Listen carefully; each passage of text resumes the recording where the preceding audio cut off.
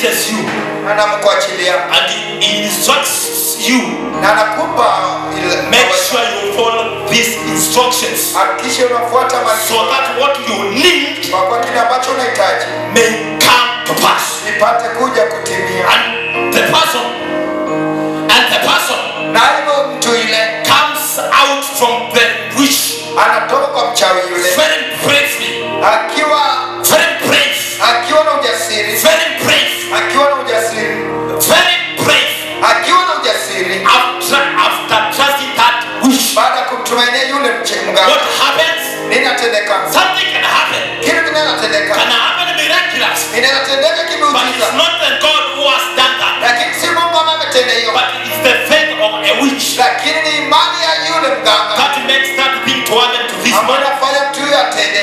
So if those people goes to a witch Kama watu wale wanaenda kwa and mganga they trust the words from a witch, na wanatumainia neno la yule mganga, what about us nini kuhusu sisi who knows their God, ambao wanajua Mungu, who knows their Creator, ambao wanajua Mungu, who knows God can do, ambao wanajua Mungu anaweza tenda, who knows God can perform ambao wanajua Mungu anaweza tenda what you need from Him? kile ambacho unahitaji. As Christians, Kama Kristo let us have that trust and hope in our God, wale tukatumaini hilo kwa and Mungu He wetu, shall surely do it. na hakika atatenda. There is another man Kuna mtu mwingine in the Bible katika Biblia who was called Moses. ambaye aliitwa Musa. Moses led the Israelites out of Musa Egypt, aliongoza Israeli kutoka and Misri, through faith na kupitia imani he defied Pharaoh aliacha and Farao trusted God na akamtumainia to Mungu part the Red Sea. kupita. When they reached the Red Sea, Walipofika bahari ya the Red Shamu, Sea was full of bahari water. ya Shamu ilikuwa imejaa na It maji, was full of water. ilikuwa imejaa na maji, But because Moses kwa sababu Musa trusted upon God, alimtumainia Mungu, trusted upon God who does, alimtumainia Mungu, he did what God commanded him to do. alitenda kile ambacho Mungu He was taught to stretch forth. alinyosha He mkono, was taught to stretch forth. alimwambia To jinyoshe, stretch forth what he was in his hand. kunyosha kile ambacho There was Mungu a rod in his hand. alikuwa na fimbo He was mkononi, commanded by God aliamrishwa na to Mungu stretch forth kunyosha that rod fimbo ile to the Red Sea, kwa bahari ile ya Shamu, and the water paved the way. na bahari ile The water ikatawanyika, paved the way for bahari Israel ikatawanyika to pass kwa ili Waisraeli without any harm. bila They kuhudhuriwa went on the other side. wakafika upande wa They went on the other side, wakafika upande wa and the enemy forgot. na maadui wakashangaa. This way was bent for the Israelites. Njia hii ilifanywa kwa ajili ya Waisraeli, People who knew their God, watu ambao walijua Mungu wao, people who trusted upon God, watu ambao walitumainia Mungu, people who said, "Let us do what God has commanded watu us to walisema do." tena kile ambacho Mungu They ametuamrisha really kutenda. trusted upon God. Walitumainia Mungu And kweli when kweli. the enemy hindered, Na wakati maadui when waliingia, those enemies hindered, wakati maadui waliingia, they were swept by the waters, wakaoshwa na bahari, and they were destroyed. wakaangamizwa, They were no more. hawakuwa tena. But Israelites Lakini Waisraeli rejoiced walifurahia because they trusted upon God, kwa kuwa walimtumainia Mungu, because they believed in God kwa kuwa walimtumainia Mungu who does miracles. ambao anafanya miujiza. When you believe in Him, Wakati He unamtumainia will sure come down. In the name of Jesus. Kwa jina la Yesu. There is another man Kuna mtu mwingine called Noah. aitwaye Nuhu. Noah was commanded by God Nuhu aliamrishwa na Mungu when the generation was doing evil, wakati kizazi kilipokea tena maovu, when they were doing evil wakati wakatenda before maovu God. mbele za Mungu. God commanded Noah Mungu akamwamrisha to Nuhu build an ark, kutengeneza safina, to build that ark. kutengeneza safina. That ark saved their lives. Safina hiyo ikaokoa maisha yao, But those who did not hear God, lakini wale ambao hawakumsikia Mungu, and no any hope to God, wale ambao hawakuwa tumaini lote, they were destroyed waliangamizwa because they had not that trust and faith in their lives. kwa kuwa hawakuwa tumaini na imani hiyo kwa maisha yao. Hallelujah. Haleluya. So Noah built the ark. Nuhu akatengeneza safina, He built the ark. alitengeneza safina 120 years. miaka 420, 120 years. miaka 120. This demonstrates Inaonyesha unwavering obedience to build something he had never seen before. hii inamaanisha utiifu ambao He prepared the Lord's people. aliandaa watu, He prepared God's people anaandaa watu who had hope and trust in God.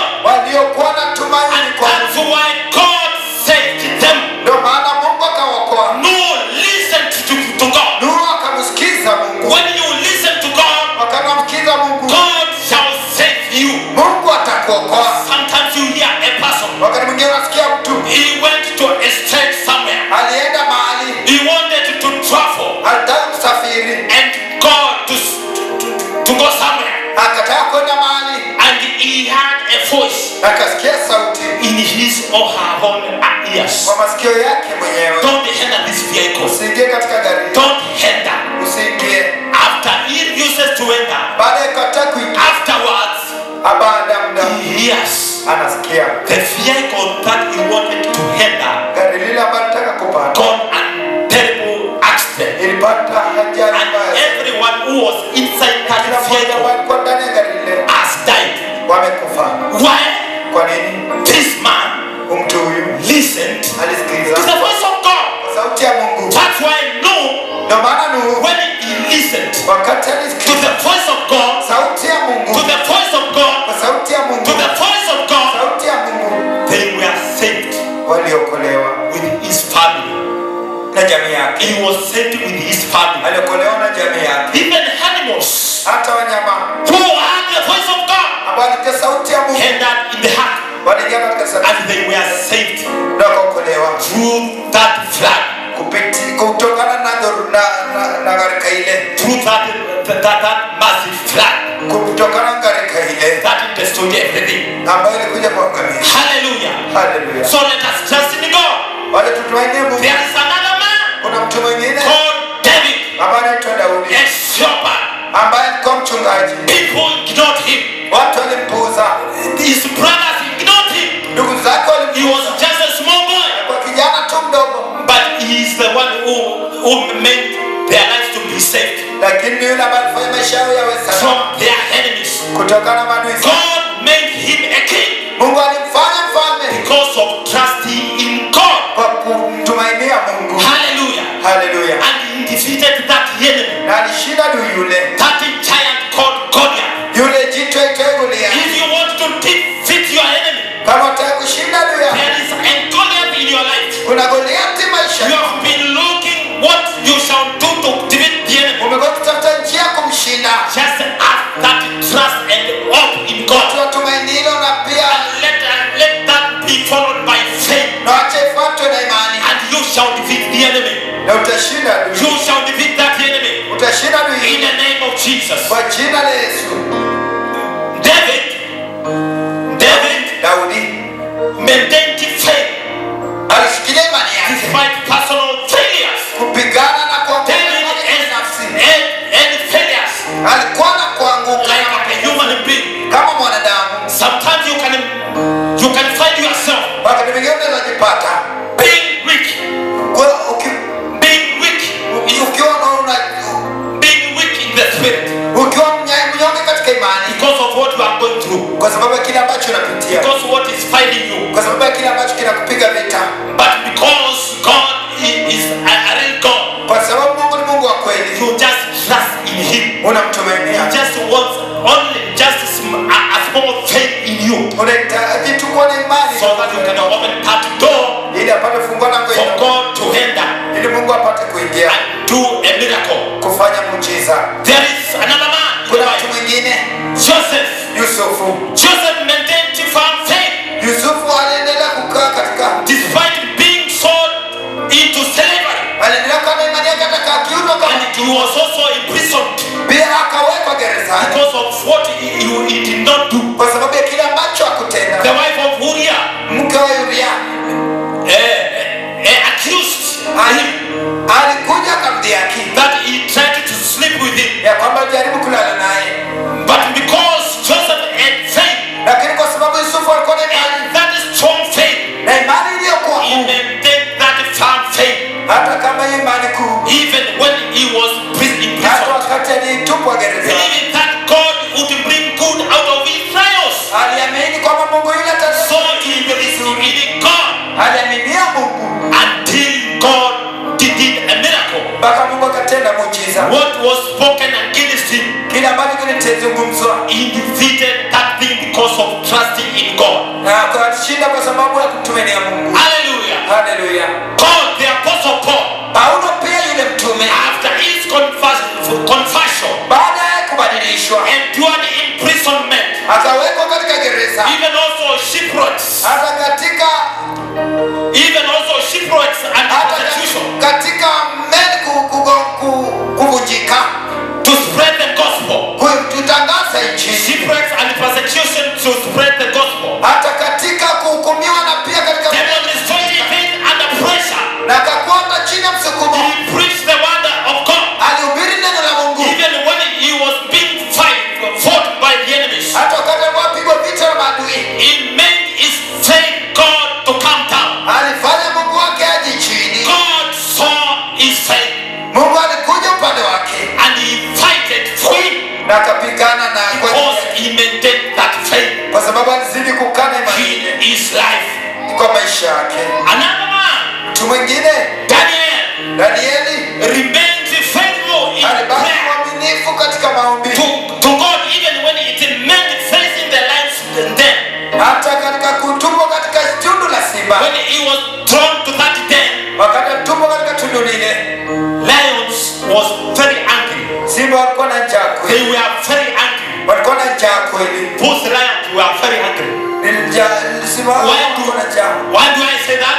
Kwa nini nasema hivyo? Because after Daniel was picked from that den of lions, Kwa sababu baada ya Danieli kuondolewa katika tundu hilo la simba, those all threw him there. wale ambao walimtupa pale, Even the lions, hata simba they did not allow them hawakuwaruhusu to fall down. kuanguka chini.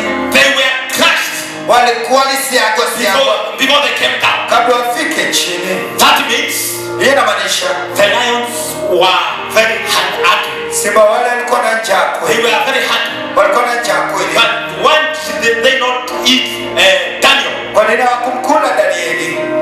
Daniel Daniel had faith. alikuwa na imani Despite the lions being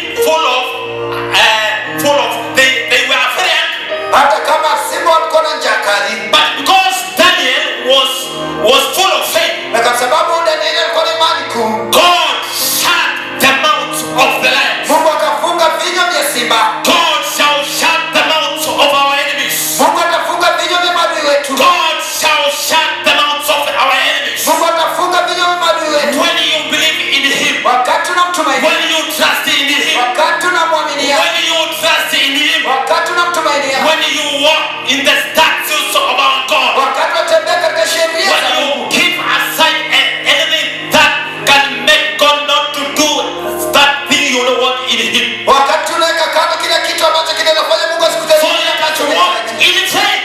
Tembea kwa imani. Let us hope in faith. Wacha tembea kwa imani. Let us hope in God. Wacha tumainie Mungu. Let us trust in Him Wacha who made the heaven and the earth. wacha tumainie yule anayefanya When we mbingu. trust upon Him, Wakati tunamtumainia, what God will do to your life, kile ambacho Mungu atafanya maishani mwako, you shall panic. utashangaa, You shall start asking questions. utaanza kuuliza maswali.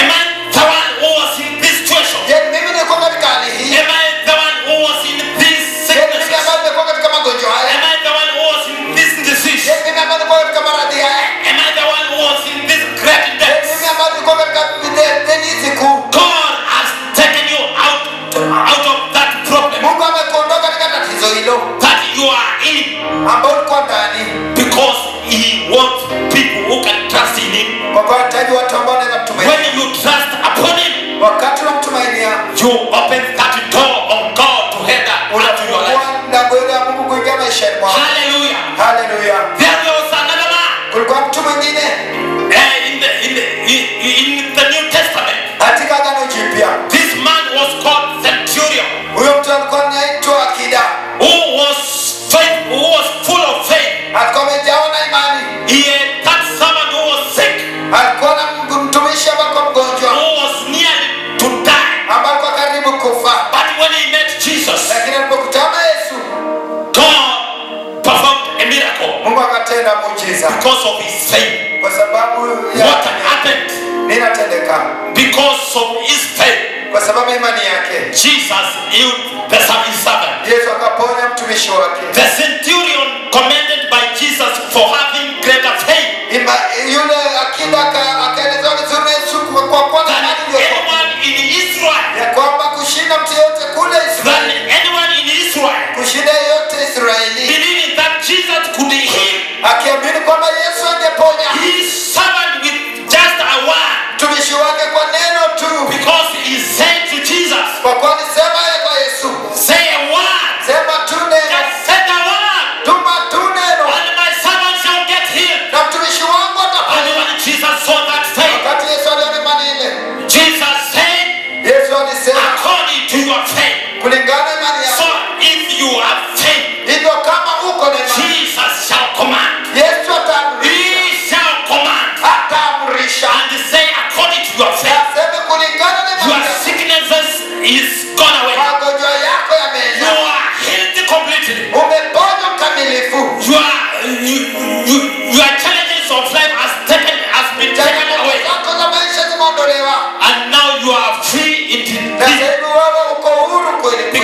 you believe in a God who can do mighty things. Kwa kuamini Mungu ambaye anatenda mambo makubwa. There is another man. Kuna mtu mwingine called Job. aitwaye Ayubu. Job remained blameless. Ayubu akabaki kuwa mwenye and upright, trusting in God. Na kiwa wema na kutuainia Mungu. Despite losing his family. Hata kwa kupoteza jamii yake. Health and wealth. Afya pia na utajiri. He lost everything. Alipoteza kila kitu. His whole health. Kiafya yake mwenyewe. And also wealth. Na hata utajiri. He had many things. Alikuwa na vitu vingi. If it's called were in the large numbers. Hata kama ingekuwa kwa nambari kuu. If sheep were in many numbers. Hata kama ingekuwa inahesabika. He had everything. Alikuwa na kila kitu. But one day, lakini siku moja, the enemy, adui, went before God alienda mbele za Mungu and asked a permission. Akauliza ruhusa. Because Job trusted upon God. Alikuwa mtumaini ya Mungu. He went and asked for a permission. Akaenda kauliza ruhusa. He wanted to try the faith of Job. Anataka kujaribu imani ya Ayubu. But Job, lakini Ayubu stood firm, akasimama wima with the word of God. Neno la Mungu. He said, akasema, he said the last words. Akasema neno la mwisho. That I came, ya kwamba nilikuja from my father, kutoka baba yangu, to this earth, katika dunia hii, without, bila, and I shall return, na nitarudi to him, kwake, without, bila, and let the name of God be praised. na jina la Bwana litukuzwe. His wife, njia zake, was used by the enemy, utajiri kutumiwa na adui, to come and try Job, his husband. kukuja kujaribu Ayubu. He told him, akamwambia, you are saying you trust upon God who can do mighty things. Unasema unamtumainia Mungu anayeweza kutenda mambo makubwa. Our children are gone. Watoto wetu wamekwenda. They have died. Wamekufa. Everything that we had has gone. Kila kitu ambacho tulikuwa nacho kimekwenda. We are flat. Tuko chini. We are now very poor. Sasa hivi sisi maskini zaidi. And you, Job, na wewe Ayubu, I can see. naweza ona. Just a few days. Siku chache zilizopita. You shall die. Utakufa. You shall surely die. Utakufa. Because this sickness. Kwa kosa. That you have. Ile imani ambayo it is a deadly disease. Ndio ni ugonjwa. You shall die. Utakufa. Job. Ayubu. Job. Ayubu. Looked at his wife. Alimtazama mke wake. And he told her. Na akamwambia. You are just a foolish woman. Wewe ni mwanamke mpumbavu. You are a foolish woman. Wewe ni mwanamke mpumbavu. I came. Nilikuja. From my father. Kutoka baba yangu. Without anything. Bila kitu chochote. That with nothing. Bila kitu. And I shall return to him. Na nitarudi kwake. With nothing. Bila kitu. Let his name be praised. Wacha jina lake litukuzwe milele. Why? Kwa nini? Job Ayubu had faith. alikuwa na imani. He had faith. Alikuwa na imani. He had already declared. Tayari alikuwa ametangaza. Whatever happens to my life. Chochote ambacho it doesn't matter. haijalishi. I shall trust upon God. Nitamtumainia Mungu. Even in my last minute. Hata katika pumzi yangu ya mwisho. Of my life in this earth. Na maisha yangu duniani humu. God saw his faith. Mungu akaona imani yake. After you continue reading the word of God, baada ya kuendelea kusoma neno, you can see, unaweza ona how Job, jinsi ambavyo Ayubu recovering his body. Alipokea mwili wake. He had full of what can we call them? Alikuwa na vidonda. Alikuwa na vidonda. Alikuwa na vidonda. Wounds everywhere. Alikuwa na vidonda kila mahali. He had wounds everywhere. Alikuwa na majeraha kila mahali. God healed him. Akamponya. Why? Kwa nini? Because of this word I'm telling you this afternoon. Faith, imani. Faith can move your mountains. Imani inasongeza mlima wako. If you trust upon him. Kama utamtumainia. And na whatever he had, chochote ambacho alikuwa nacho, God, Mungu, brought back. Alirejesha. To him. Kwake. To him. Kwake. Double. Ikiwa ni maradufu. If the children were 6, hata watoto walikuwa 6, he brought double. Alileta maradufu. If the cows were 100, hata kama ng'ombe walikuwa 100, he multiplied by 2. Alizidisha maradufu. God brought double. double to John. Mungu akaleta maradufu kwa Ayubu Because of his faith. kwa sababu ya imani yake. Let us trust in God. Wacha tumtumaini Mungu Because he's a faithful God. kwa kweli, Mungu mwaminifu To our lives. kwa maisha yetu. Let us build faith in our lives. Wacha tujenge imani ndani ya maisha, So that we can create that room of God to do what he wants to tutengeneze do chumba hicho cha Mungu kutenda kile ambacho anataka kutenda in our lives. katika maisha yetu. Meshach, Shadrach, and Abednego. Meshaka, Shadraka na Abednego. Meshach, Shadrach, and Abednego Meshaka, Shadraka na Abednego trusted upon God. walimtumainia Mungu. They did not allow themselves Hawakuruhusu to go and worship other gods. wakujiruhusu kwenda kuabudu miungu. Yes, it was a command Ndio ilikuwa ni amri from the king Nebuchadnezzar.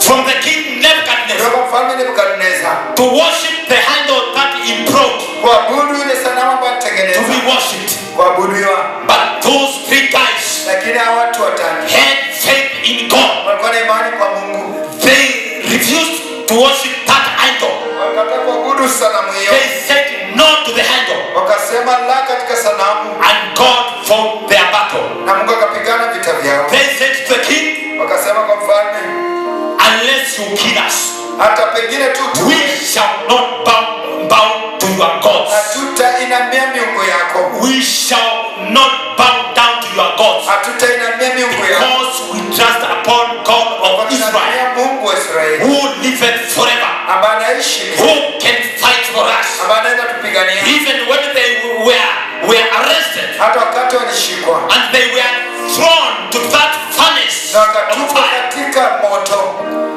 when those people who threw them wakati hao watu ambao waliwatupa and the king, na mfalme they were standing just beside. walikuwa wamesimama tu hapo kando, The king saw mfalme akaona another man mtu mwingine in the midst of fire, katikati ya moto, because they threw three. kwa kuwa walituma watu They can see another fourth man. Sasa wangeona mtu mwingine Who was this fourth man? huyu mtu wa aina alikuwa ni nani? He was Jesus. Alikuwa ni Yesu. Jesus can enter to your that difficult situation Yesu anaingia katika hali hiyo yako and make sure that there's nothing that can harm you. na hakikishe kwamba kuna kitu ambacho kinaweza They kudhuru. were not burnt Hawakuchomeka because Jesus was in the midst alikuwa of them, kati yao because of keeping their faith kwa sababu tu ya kutunza and imani trusting yao upon God. na kumtumainia Mungu. Hallelujah. Haleluya. So let us trust in God. Wacha tumtumainie Mungu. These individuals were not perfect.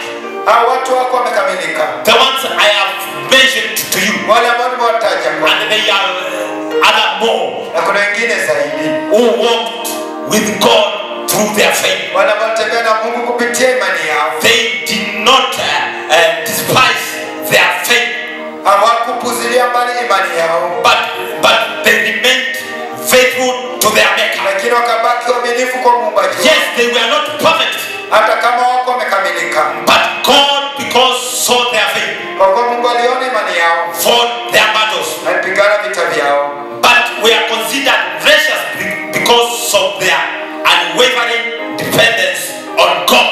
lakini tunawatambua kwamba kukuwa watu wenye haki kwa sababu ya wao kutokuwa wanatingizwa na kwa imani yao kwa Mungu. Why? Kwa nini? They maintain that character of God in their lives. Wanaendelea kuwa na tabia hiyo ya Mungu maishani mwao. Why do Christians sometimes are being overtaken by the Muslims and the Buddhists? Kwa nini Wakristo mara nyingi wanapitwa na Waislamu na pia wale wa Buddha? You hear at the crack of dawn, Unasikia kwamba at the crack of dawn, in the morning, asubuhi early hours of the morning, asubuhi na mapema you hear those sounds of Muslims. unasikia sauti ya Waislamu Allahu Akbar. wakisema Allahu Akbar, They are praising their God. wanasifu Mungu wao. In the afternoon, Kati mchana the same.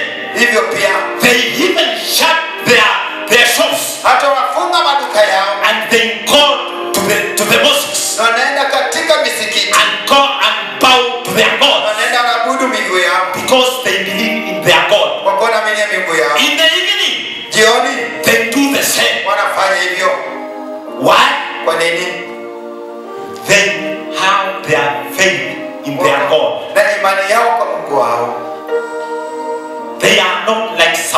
Christians. Si kama Wakristo wengine. Christians who knows their God Wakristo ambao wanamjua Mungu wao are being overtaken by those Muslims. wamepitwa na Waislamu. Even the Buddhists, Hata wale wa Buddha they believe in their God. wanaamini Mungu yao. God can do something. Wanaweza tenda kitu. One day I was told by a person, Siku moja nilifunzwa na mtu, if you want to be, let us take for example, you want something from a shop of an Indian. kama unataka kitu kutoka kwa Muhindi, Go very early in the morning. enda asubuhi na mapema. After they opens their door, Wakati wafungua malango yao, then you head us to their shop. unaingia katika duka lao. You are the first one. Wewe wa kwanza. Even if you want to buy